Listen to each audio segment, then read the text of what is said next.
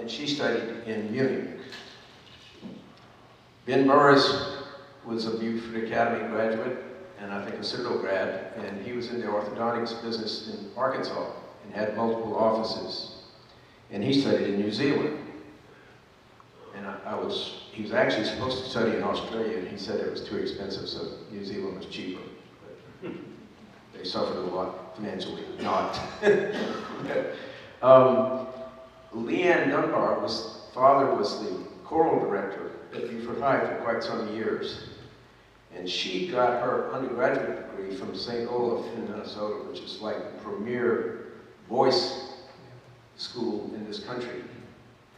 And she studied with her scholarship from Rotary in Munich, opera. Today, she is an opera singer in Germany. In Spiegel magazine a few years ago, looked, she was one of the top opera singers in all of Germany. Krista Hughes studied also in Buenos Aires. And Krista is a professor. And probably teaches Spanish because she studied in Buenos Aires as well. And then, of course, you heard John's daughter, Eleanor Gray Morgan, a few weeks ago. She studied public health in England and is a professor at MUSC today.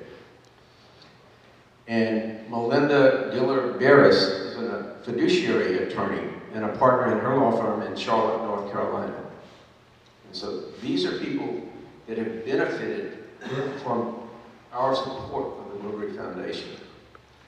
And I felt the need, having served as president in '83 and '4, there's a tremendous pressure to donate to the Rotary Foundation. And I believed in it, but I said, you know, how can we capture some of this money? And so that's why I went to work with trying to recruit students in the local area. And I didn't care where they went to college. Some of them went to Davidson, and they could have gone to Southern California for all I cared to school, but they grew up here in Beaufort. That was their connection to Beaufort. And I think winning close to $400,000 for the Rotary Foundation that benefited this community is a big asset for our community. And I thank the club for its support of the foundation, and I think it gives you an idea of the importance of it. And I will keep working on it. If you know a grad student who's not the son or daughter or grandson or granddaughter of somebody in Rotary, let me know, and I will work with them.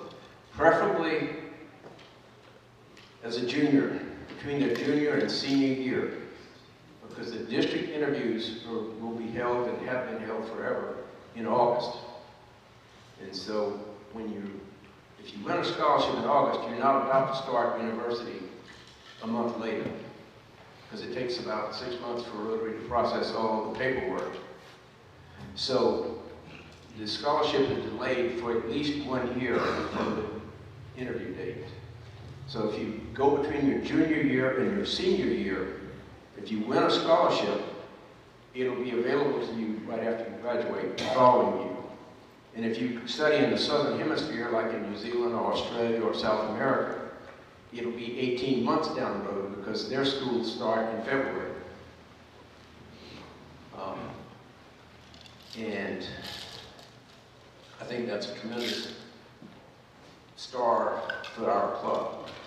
And on the exchange students, our club alone has worked with students in and out. 61 students since 1989. The Low Country Club has sent and received 28. The Sea Island, 35, though none in the last 10 or 12 years. So 124 students with the exchange program. And some of those students have become Rotary Foundation scholars as well. And I'll be glad to answer any questions anybody's got about the foundation or the scholarships. Yes, sir. Thanks for all you do. You make us look good. My question is this. So, Rotary's pretty big in this town. Most people have an opportunity to join. Why would the foundation purposefully exclude members of Rotary and their families? Is that some sort of That's the IRS. Is the IRS thing? I think it's an IRS rule, because I've been told that you can't create a scholarship, an organization cannot create a scholarship fund and benefit from it. That rule, to my knowledge, does not apply in other countries. That's the U.S. rule. Because I've seen students, I've met scholars from other countries who were studying in the U.S., and their father was in Rotary. So it's not a universal rule, it's just a rule that as my understanding is, it's just in the United States. 3 minutes. Nick, you said that you had quite a learning curve getting into how to get these students approved. Have you seen an improvement at the district level to educate clubs or people coming into this process that they can be better prepared?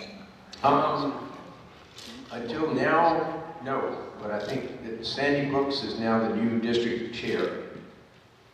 Lou Mello was the past chair, and I heard virtually nothing from Lou. But I'm going to try to get on the committee with Sandy again, because that way I'll know firsthand.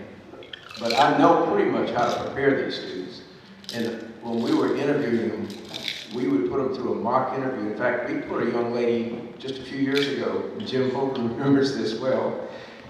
She successfully won a scholarship, Chelsea Logan. I had her come down here one time to speak to our Rotary Club.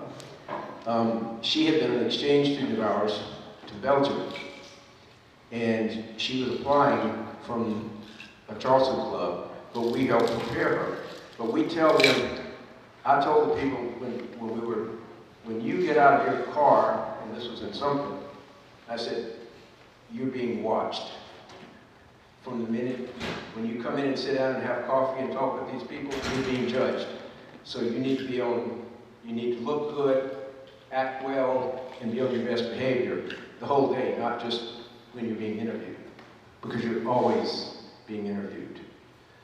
And we told them, no matter what question they asked you, the answer was the answer plus what you could do for Rotary. That's really what they wanted to know, is what you were going to do for Rotary. They knew what they were going to do for you, give you a scholarship. But what you had to prove to them was what you could do with your scholarship for Rotary. Thank you, sir. Thank you, Nick.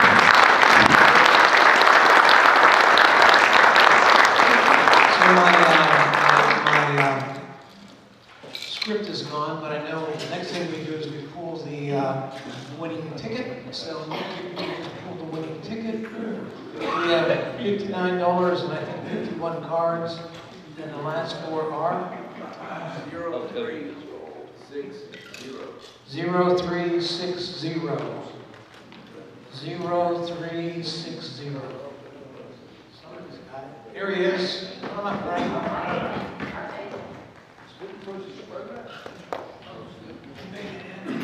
$59, 51 cards, Rotary gift certificate, BBC or Blackstone.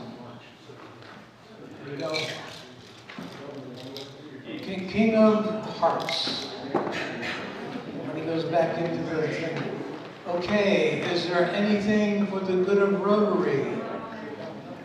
If nothing else, following the three-way test, four-way test. Well, let's make it a five-way test. If I don't have my script, I'm in trouble. Linda Bailey will give the invocation. On the things we think, say, and do. Is it true? Is it fair to all concerned? Will it build and better friendships? Will we be beneficial to all concerned? Dear Lord, thank you for the information we learned about Rotary Foundation and the scholarships. And go with us this week and bring us back together next Wednesday. Amen. Amen.